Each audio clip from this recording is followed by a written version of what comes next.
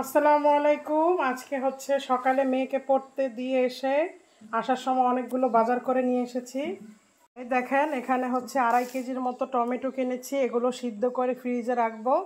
গাজর এনেছি হালুয়া করার জন্য, বিচিওয়ালা সিম এনেছি শুটকি দিয়ে চচ্চড়ি করার জন্য, এটা আমি খাই, আমার হাজব্যান্ড কিংবা আমার মেয়ে পছন্দ করে না। শসা নিয়ে এসেছি, আর এখানে 1 কেজি আদা রসুন আর পেঁয়াজ নিয়ে এসেছি।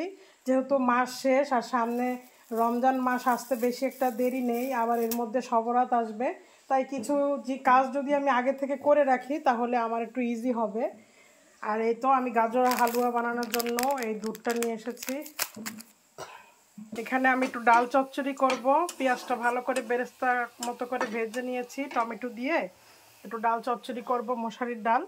এই ডাল চচ্চড়ি করে মেয়েকে খেতে দিব।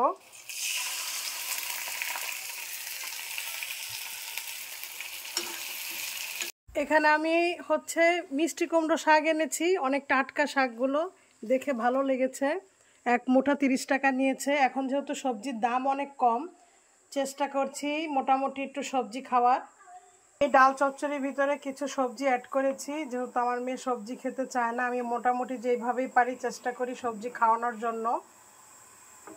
এখন এই ডাল দিয়ে সবজিটা এমনভাবে মেখে দিব যাতে ও বুঝতে না পারে যে এখানে সবজি দেওয়া হয়েছে।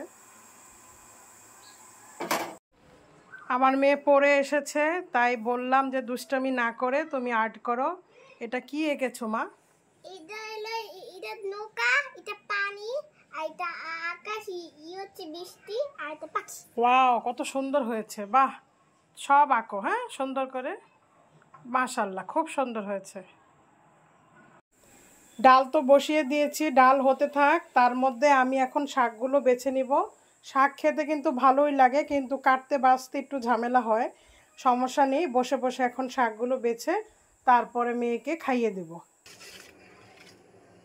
এই তো আমার মেয়ের জন্য এখন নাস্তা নিয়েছি, এটা খাইয়ে দিব। যে দেখি কি করছে। ড্রয়িং করা শেষ? হ্যাঁ, দাঁড়াও, দেখাচ্ছি। দেখি তো কি কি ড্রয়িং করছো, দাঁড়াও। দেখি তো। 1 2 3। ওয়াও, কত সুন্দর! নিচে একে কোনটা? এটা? হ্যাঁ, এটা আম। ও, আবার গুড লেখছো। হ্যাঁ, ওয়াও, অনেক সুন্দর। সবাই জানাবেন কেমন হয়েছে। আসো এখন খেয়ে নাও। ভিডিওটা কেমন লেগেছে অবশ্যই কিন্তু জানাবেন। আজকে এতটুকুই। সবাই ভালো থাকবেন, সুস্থ থাকবেন। সবাই সবার জন্য দোয়া করবেন। ভালোবাসা রইল। আল্লাহ হাফেজ।